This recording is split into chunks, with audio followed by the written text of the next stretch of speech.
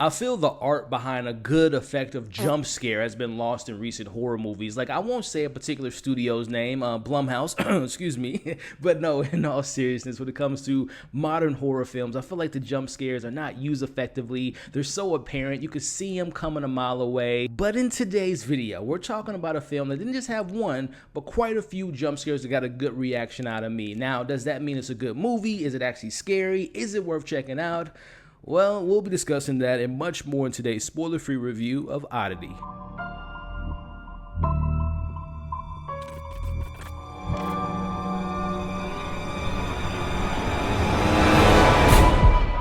After the brutal murder of her twin sister, Darcy goes after those responsible by using haunted items as tools for revenge. Let's get the conversation going in the comments below. Share your thoughts about this film, from the story, the performances. Did you find it scary? Did you find it effective in its approach? Let's talk about it all in the comments below. Now, this movie came across my radar back in March at the South by Southwest Film Festival after winning the Audience Award in the Midnighter section. And at the point of this recording, the film currently sits at 100% on Rotten Tomatoes. So after winning awards, being critically acclaimed, is this movie any good? Is it worth checking out? Well, let's get into my thoughts. Starting off with my positives, first and foremost, let's talk about the writer and director Damian Mc Carthy, who did something that rarely happens with me while watching horror films, especially in the modern sense, and that was legit make me get scared while watching this film. But what exactly does that mean nowadays in the current landscape of horror films? Well, for me, it's not about feeling startled by sound design or unnecessary blood or gore. It's about capturing that feeling of dread and having that uneasy, unsettling feeling that something terrible is about to happen.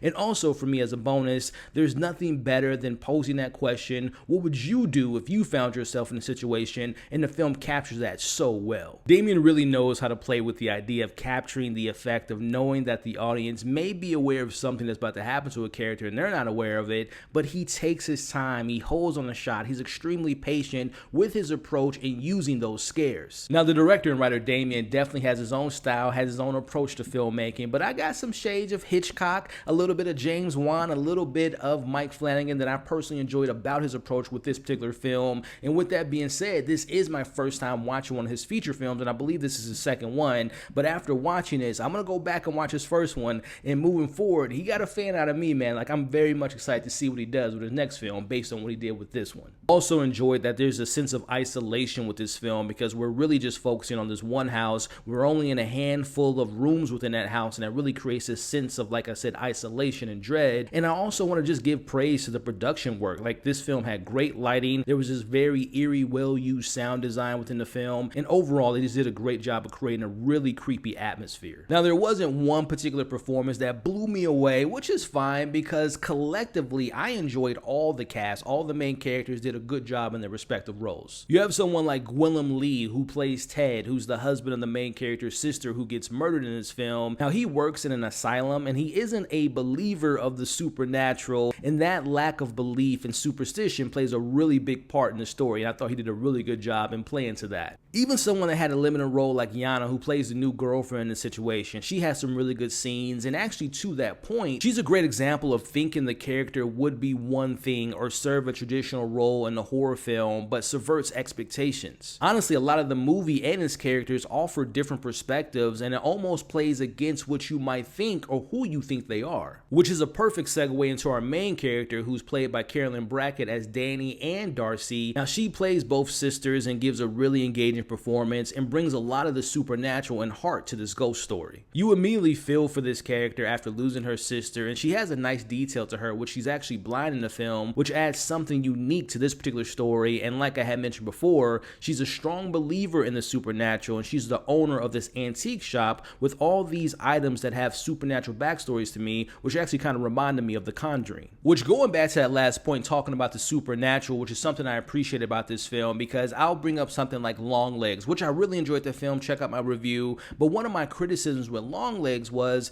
there is an element of the supernatural in that narrative, and to me, it just wasn't handled as well as everything else in that film. Like, it was kind of rushed. It didn't have much backstory. But when it comes to this movie, This definitely gave me more context and depth, which really made those elements feel more natural to the narrative and felt like it was better balanced within the storytelling. And lastly, I really enjoyed the creativity behind the scares of this film, but I also want to talk a little bit about the approach to exploring the lore of this particular wooden figure that our main character takes with them in this movie. Look, this wooden figure isn't hidden at all in this film. It's mainly seen in plain sight, but the detail that's so good is it's slightly moving just a little bit as the film goes on, which makes things just feel so much more creepier. And the payoff to that wooden character and his backstory was just so great. Now, talking a little bit about the story without giving too much away, this is definitely a ghost story with revenge elements, which I really enjoyed, and it kept me guessing throughout the narrative up until a certain point, which we'll talk about a little bit later. But without giving too much away, talking about some of my favorite scenes without spoilers. Number one,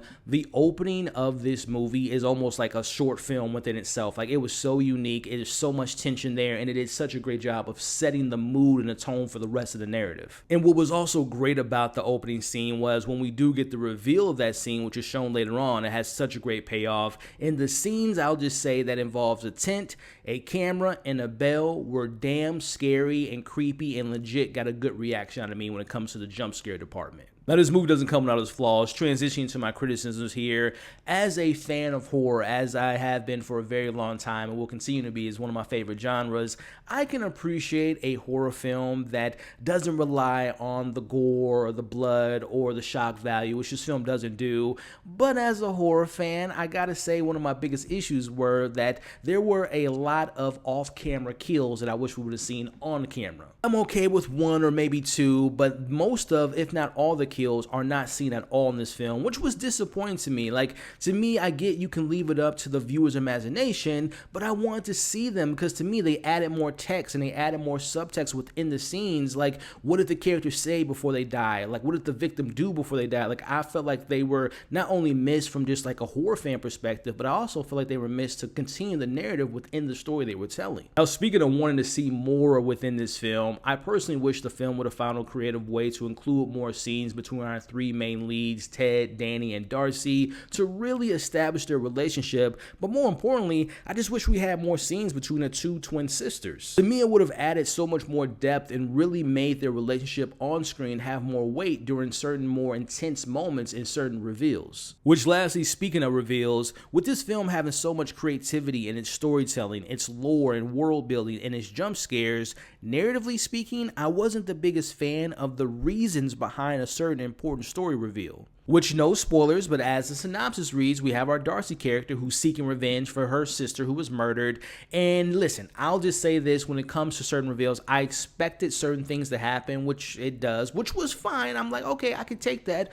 But I was like, okay, what are you going to do creatively speaking? Is it going to have some like twist and turn? Which, when it comes to the truth behind certain things, I said to myself, oh, that's lame. That was disappointing because, again, this film is so creative in its storytelling, the lore, the jump scares. But when it came to a very important reveal, I'm like, we've seen it 1,000 times. And as a film watcher, I'm like, not only have we seen this 1,000 times, but I'm not a fan of that trope because it's like the extreme measure. Like, why did you need to do that? Like, it was, in the film kind of addresses that, but it doesn't make it easier. Just because you address it doesn't mean that you executed it well. So I'll just say the reveal of a certain reveal behind a mystery was just very disappointing. And in that reveal, there's another character attached that just kind of felt rushed, and their scenes were included in the last 15-20 minutes. I'm like, I didn't need all of that. Like, that character just kind of just felt like they were dropped into the plot and were like, just didn't work for me. I'll just say I like the last scene because it's a great payoff, but the